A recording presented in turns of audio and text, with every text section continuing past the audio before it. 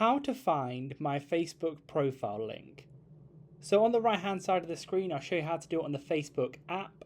So what you're going to want to do is click the bottom right hand corner where you see your profile picture. It should say menu there.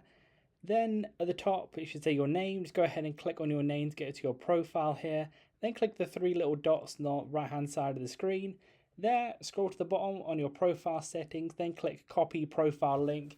You can do that, or you can click share profile and share it to whatever app you want to. So that's how you do it on your mobile device, whether you're on Android or iPhone or iPad.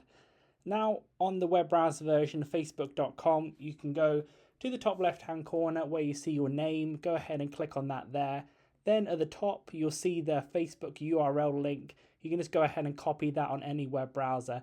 Then go ahead and paste it and message it to someone, or you can just go ahead and find the link, copy and paste it to wherever you want to, and that's how it's done. Leave a like on the video if it helped and subscribe for more helpful videos.